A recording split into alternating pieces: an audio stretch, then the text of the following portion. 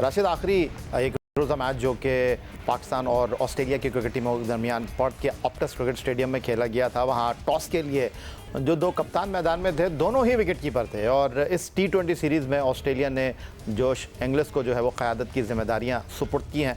तो अब T20 series में भी दो विकेट कीपर कप्तान आपको खेलते हुए दिखाई देंगे। जी, विकेट कीपर की वैल्यू वैसे तो वर्ल्ड कप में हमने सुना था बहुत ज़्यादा होती है, ओडीआई में। और हिस्ट्री निकाली थी, मैंने खुद कोशिश की थी कि कुछ विकेट कीपर्स ही निकाली जाए। तो 75 से लेके लास्ट वर्ल्ड कप तक बहुत ज़्यादा परफॉर्मर विकेट कीपर नज़र आए थे जिन्होंने गेम को चेंज किया था मेरे अलावा। तो यहाँ पे अगर देखा जाए तो अब जो सिस्टम लास्ट 10-15 ईयर से चल रहा है, टॉप ऑर्डर बैट्समैन हो गए, या तो ओपन करते हैं या नंबर 4 पे आ जाते हैं बैटिंग करने के लिए, और डोमिनेट कर रहे हैं विकेट कीपर। और रिजवान, काफ़ी वेट करना पड़ा इनको कैप्टनसी का। जॉर्ज इंग्लिश को बनाया है कप्तान। अब दोनों ही अटैकिंग माइंड के प्लेयर हैं। कैप्टनसी जॉर्ज की तो हमने देखी नहीं, रिजवान की हमने ज़रूर देखी है कि विकेट के पीछे अच्छी कीपिंग भी की और अच्छी कप्तानी भी की। राशि, जो सबसे इम्पोर्टेंट पहलू है वो ये है कि मैं बॉलिंग की बाद में करूँगा। इस वक्त जो ज़बान ज़द-ए-आम गुफ्तगू है वो पाकिस्तान का टॉप ऑर्डर है, और बाबर और रिजवान मोस्ट प्रोबेबली आपको वही इनिंग का आगाज़ करते हुए दिखाई देंगे। तो फॉर्मेट बदला है, मैदान बदला है, लेकिन फ़िलहाल T20 टीम में पाकिस्तान की इनिंग का आगाज़ करने के लिए बाबर और रिजवान ही आएंगे। आपके ख्याल में ये सीरीज़ दोनों के लिए अहमियत की हामिल है? नहीं, मेरे ख्याल से इतनी अहम नहीं है इन दोनों के लिए एज ए ओपनर। शायद इस सीरीज में कर लें, लेकिन फ्यूचर में हमारा मशवरा यही होगा कि चेंज करें अपना। 21 का वर्ल्ड कप हो गया, दोनों ने ओपन की, पाकिस्तान ने सेमीफाइनल खेला। 22 का वर्ल्ड कप हो गया, पाकिस्तान में दोनों ने ओपन की और वो फाइनल हम लोग खेले, हार गए। 23 में फ्लॉप हो गए बिल्कुल बुरी तरह से। वो क्या रीजन थी वो सब आपको ही पता है, आपको भी पता है। और अब है 26 में वर्ल्ड कप है, हम इवेंट बाय इवेंट जा रहे हैं। तो उसमें अगर ये दोनों, मुझे नहीं लगता कि कैरी कर पाएंगे। इनमें से एक भी अगर कैरी नहीं कर पाया तो ओपनिंग कराने का जवाब बनता नहीं है इनका। मोस्टली टीम तैयारी करती है, बड़े इवेंट के लिए कर रही होती है। तो इन दोनों को मेरा मशवरा यही, ऑस्ट्रेलिया भले कर लें लेकिन जिम्बाब्वे में तो होंगे नहीं बाबर, और रिजवान भी नहीं होंगे। तो होना ये है कि आगे जाके अपनी ओपनिंग पार्टनर ढूंढने चाहिए। कहीं गलती हो जाती है हमसे, साइम अय्यूब परफॉर्म नहीं कर रहे थे, लेकिन जब उन्होंने किया वो T20 टीम में ही नहीं है। तो जो होता है अच्छे के लिए होता है। लेकिन मेरा यही है कि फ्यूचर में आप ये जोड़ी जो ओपनर्स की है उनको आपको चेंज करना पड़ेगा। जोड़ी आप मुस्तकबिल में तब्दील करने की बात कर रहे हैं। मैं इस तनाजुर में बात कर रहा था राशिद लतीफ़ साहब के इस T20 सीरीज़ में आपकी बैटिंग का ज़्यादातर इन्हिसार दारोमदार बाबर आजम और रिजवान पर ही होगा, क्योंकि आप एक नई टीम के साथ मैदान में उतर रहे हैं और एक बार फिर सारी निगाहें इन दोनों के ऊपर मरकूज़ होंगी, क्योंकि इस सीरीज़ में साइम अय्यूब, जिस तरह आपने फरमाया कि परफॉर्म करने लगे हैं, तो T20 स्क्वाड में नहीं है। फ़खर जमान इंजरी की वजह से टीम के साथ नहीं है। इफ्तिखार, जो काफ़ी अरसे से वाइट बॉल टीम के साथ ट्रैवल कर रहे थे, वो इस टीम के साथ नहीं है।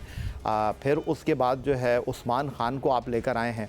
आपको लगता है कि जिस अंदाज़ में मैंने आपसे पहली सवाल किया था, मैं दोबारा उस सवाल को जो है वो थोड़ा सा दूसरे अंदाज में करना चाह रहा हूँ कि इस तनाजुर में इन दोनों के ऊपर दबाव ज़्यादा होगा? जी, दबाव तो होगा इनको, लेकिन होता ये है कि जब आपके पास कम प्लेयर्स हैं जो कि बहुत सीनियर हैं, तो फिर आप अपने सेगमेंट बना लेते हैं। एक ऊपर जाएगा और एक बीच में खेलेगा, क्योंकि कुछ प्लेयर्स ऐसे हैं जो कि इंटरनेशनल बहुत ज़्यादा नहीं खेले हुए या खेले नहीं है, लेकिन वो टीम के साथ तो हैं। PSL खेल रहे हैं, एक तजर्बा है। सलमान अली आगा का नाम उसमें आता है, उस्मान खान का नाम आपने लिया, इन दोनों को भी आप ट्राई कर सकते हैं। और विकेट कीपर हसीब है। तो इतने सारे नए प्लेयर्स का मतलब ये कि बहुत ज़्यादा एक्सपीरियंस नहीं है। अगर दोनों प्लेयर्स हमारे ओपनर्स ऊपर जाते हैं तो उसके बाद सारे न्यू प्लेयर्स हैं, तो मुश्किलात तो आ जाती है। लेकिन सिखाने के लिए ऐसा तरीका है कि आप आग में फेंकेंगे तो टैलेंट को पता चलेगा ना कितने ये पानी में है या उसमें है। तो मेरे ख्याल से इस वजह से एक आध को बाबर या रिजवान को पीछे जाना जरूरी है। लेकिन इन, जैसे आपने शुरू में कहा कि चाहे ये दोनों ही ओपन करें पूरी सीरीज में, लेकिन मैं आगे की बात कर रहा हूँ, जिम्बाब्वे के खिलाफ या उससे आगे की। आपको इन प्लेयर्स को ऊपर ट्राई करना पड़ेगा। साहबजादा फरहान बहुत ज्यादा परफॉर्म कर सके, वो नंबर 1 ही थे 3 सीजन में T20 कप में, लेकिन उनको जब खिलाया गया तो 5 नंबर पे खिलाया गया। तो ये चीजें देखनी चाहिए उनको। पाकिस्तान जो मैनेजमेंट है, जो प्लेइंग 11 खिलाएगी, नंबरिंग करेगी, तो ये चीज वो जरूर गौर करेंगी। अच्छा राशिद, आपने कहा कि बहुत सारी चीज़ें देखने की ज़रूरत है, और जो हम जिम्बाब्वे में T20 सीरीज़ खेलेंगे आफ्टर दिस T20 सीरीज़, उसमें ना बाबर टीम में होंगे ना रिजवान टीम में होंगे, तो वहाँ पर तो आप नए कॉम्बिनेशन के साथ जाएंगे ही जाएंगे, ना वहाँ फ़खर होंगे ना वहाँ साइम होंगे। तो आपको लगता है कि एक हमारा कल्चर रहा है, टीम जीतेगी तो क्रिकेट बोर्ड जो है वो पीछे चला जाएगा, टीम हारेगी तो क्रिकेट बोर्ड आगे आ जाएगा। इस वक्त कहा यह जा रहा है कि आकिब जावेद फार्मूला पाकिस्तान क्रिकेट की सिलेक्शन, पाकिस्तान क्रिकेट टीम के इंतखाब में जो है वो डोमिनेट कर रहा है। और एक आम बात जो गुफ्तगू की जा रही थी कि जी पाकिस्तान की जो T20 टीम का टॉप ऑर्डर है उसको भी तब्दील करने की बात हो रही थी। तो आपको लगता है कि ये रियल टेस्ट होगा इस सिलेक्शन कमेटी का, कि जिस तरह वो ऑस्ट्रेलिया में कौन खेलेगा कौन बैठेगा बता रहे हैं, तो फिर बैटिंग ऑर्डर में भी वो यहाँ पर लाइन देंगे, क्योंकि अगली सीरीज़ इन खिलाड़ियों के बगैर आपने खेलनी है। हो सकता है, ये पॉसिबिलिटीज आप माइनस नहीं कर सकते कि आकिब जावेद का अलम लेके तो हम लोग तो चल ही रहे हैं, बचपन से चल रहे हैं।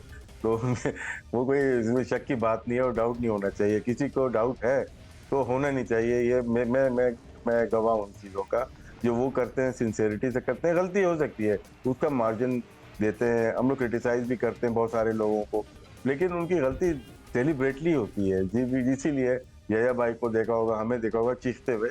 लेकिन ये वो लोग हैं, आकिब जावेद स्पेशली, कि ये जानबूझ के नहीं होगी, ये मिस्टेक हो सकती है, तो इसलिए मैं मार्जिन दे देता हूँ। बाकी चेंज आ सकता है, हो सकता है कल ही हमें जो मैच है कल 1 बजे जो पाकिस्तान के वक्त के मुताबिक शुरू होगा, मे बी उसमें इन दोनों में से एक ओपन ना कर रहा हूँ। पॉसिबिलिटीज हो सकती है, लेकिन जिम्बाब्वे का भी टूर है, ये भी ध्यान में उन्होंने रखा होगा यार वहाँ पे तो हम ट्राई कर सकते हैं, और हो सकता है कि वहाँ पे चेंज लेके आए। लेकिन अच्छा मौका मिला है कि यंगस्टर को, जिसकी हम बात करते हैं कि बड़ा परफॉर्म किया है PSL में या T20 कप में किया है, अब इनको मौका पूरा मिला है। हसीब है, जहादात खान के लिए, सुफियान मुकीम के लिए बहुत अच्छा मौका है। तो अब इन टाइम आ गया है कि यंगस्टर, स्पेशली स्पिनर्स को, ऑलराउंडर स्पिनर्स हमें चाहिए, उनके आजमाइश का वक्त आ गया है। जो परफॉर्म करेगा, अब तो लग ही रहा है कि वो खेलेगा आगे पाकिस्तान के लिए। और एक आखिरी सवाल राशिद लतीफ़ साहब, फास्ट बॉलिंग फार्मूला डोमिनेट कर गया वनडे सीरीज़ में, जो 26 खिलाड़ी 3 एक रोज़ा मैचों में ऑस्ट्रेलिया के आउट हुए, 26 की 26 विकेटें शाहीन, हारिस, नसीम शाह और हसनैन ने शेयर की। तो आपने तो बता दिया ऑस्ट्रेलिया की स्ट्रेंथ, ऑस्ट्रेलिया के बिग प्लेयर्स। आपको लगता है कि वनडे के बाद T20 में भी ये फास्ट बॉलिंग का फार्मूला जो है वो चल सकेगा? और इम्पॉर्टेंट सवाल, आपको 5वें बॉलर की वनडे क्रिकेट में ज़रूरत नहीं पड़ी थी, यहाँ पर आपको 5वें बॉलर की ज़रूरत पड़ेगी?